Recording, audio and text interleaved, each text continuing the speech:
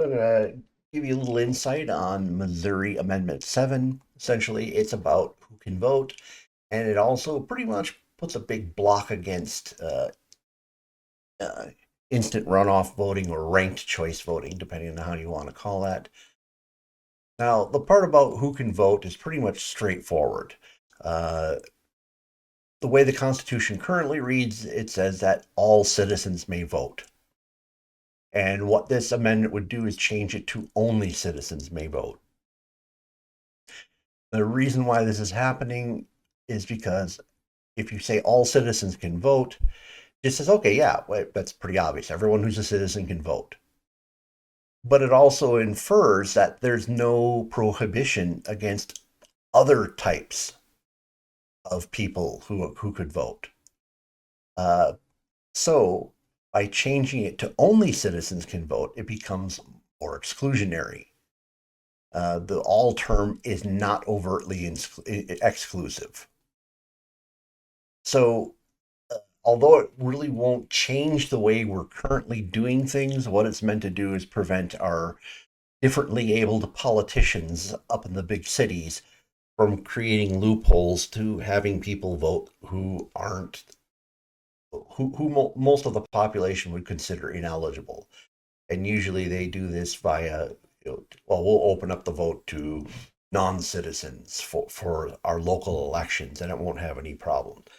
But as we've seen elsewhere, it is causing issues. So this is essentially trying to get ahead of the problem. So I'll get into ranked choice voting.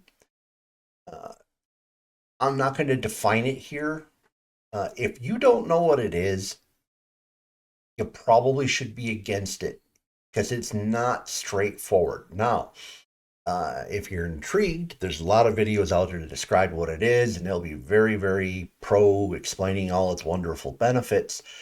Uh, but don't vote for something that you don't understand. So if you don't understand what this is, you probably should be voting yes on this amendment just as a preventative.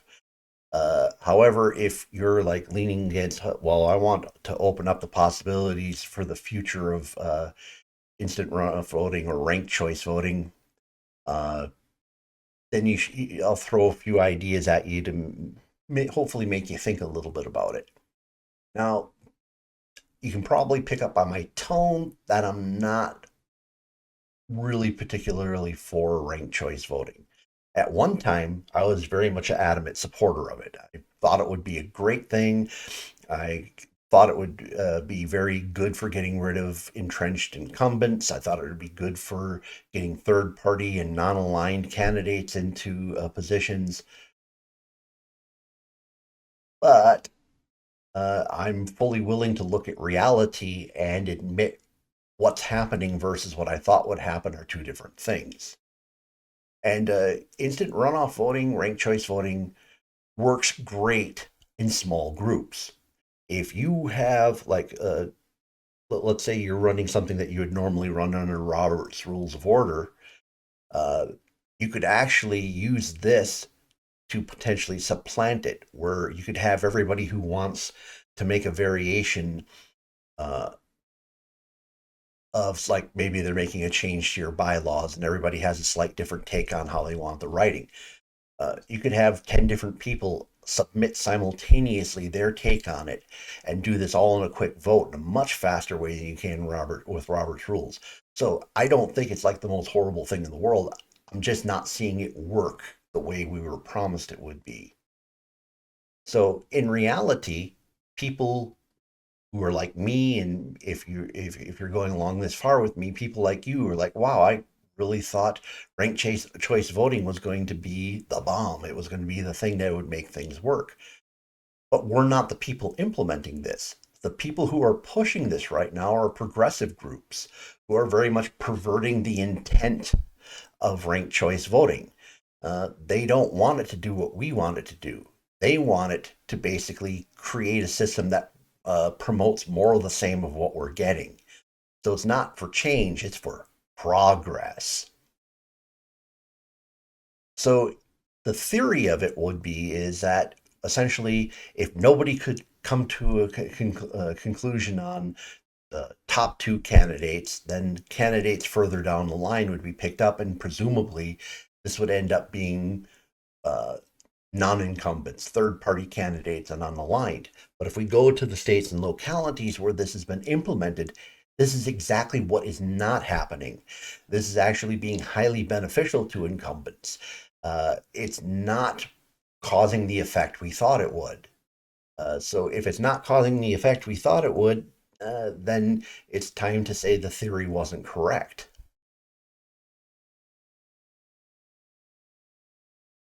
The theory of it should have been that I mean, at least the way I interpreted things, I would have assumed that the instant runoff voting would have been applied only to the final election and not to the primary process. However, because the progressive elements consider the primary process to be too dangerous and open, that's exactly where they're applying instant runoff voting or ranked choice voting. They're using it to destroy the primary process. And when you use that system against the primary process, what they're doing is that they're saying, okay, we're not going to look at parties anymore. Anybody who's running, you throw your people up. So maybe we'll have a, 3, 4 Republicans, 3, 4 Democrats, 3, 4 Libertarians, and all the way down the line, et cetera, et cetera. And what's happening is that you've got so many different people to vote for that can't keep track of them. So what happens is the people who have the best name recognition and the most money behind them win.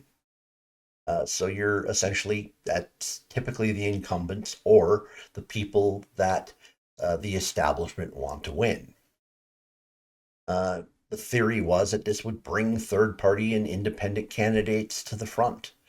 But what's actually happening in a lot of these areas is we're starting to see the rise of one party rule, where in fact they're having situations where the top two winners of the primary are from the same party.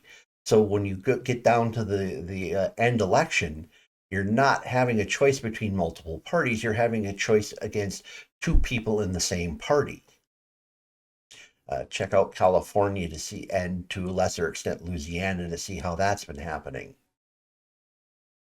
Now, another point where theory and reality collide in a major way is the voter themselves. Okay, we're going on the assumption that if we give the voter more choices, they're going to be so deeply thrilled about all these extra choices that they're going to come to the elections much more informed than they currently are now. So we're dealing with voters right now who pretty much either lack the capacity or the interest to be well studied on even one candidate. We have people going in and voting on a person that they don't know a whole lot about. And then if you look at their main opponent, they probably even know less about that person. And then they don't know anything about candidates that are independent or third party. So we're expecting this exact same voter to where we say, okay, well, now for in the primary for president, you have 7 choices and you have to rank them. And for your senator, you have 7 choices and you have to rank them. And now you have your rep and you have 7 choices and you have to rank them. And we're going to do this all the way down to the city council. Do we really expect that voters are going to suddenly change the way they look at the elections to walk out and say, wow, I'm going to spend the next month studying up on the election before I show up because I want to know exactly how to stack all these names.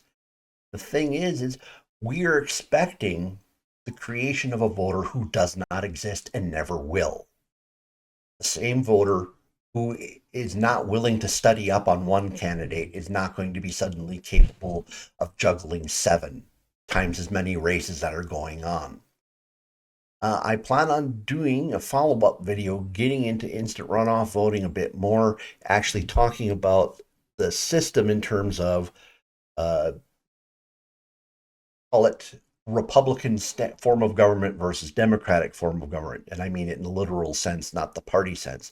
Whereas a Republican system versus a Democratic system, where do you get balance and how do you create that? And kind of a little bit of a history of how we got to where we're at and ideas which might get us a little back to either to progressing to or reverting back to something that might be a little better.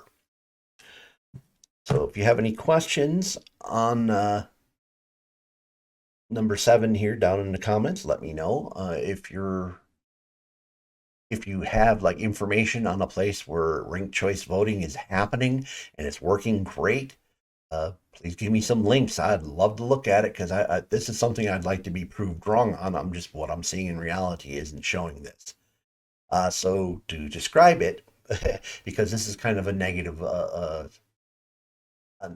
amendment. So if you don't want to see ranked choice voting, vote yes. If you are hopeful that some point someone will be able to implement ranked choice voting here, vote no. So essentially, this is a prohibition on ranked choice voting.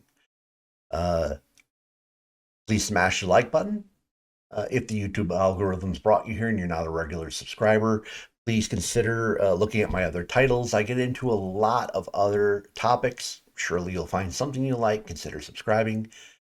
And if you know someone who might find this interesting, please share it with them. Thank you for spending time with me this evening. Hope to see you again in a future video.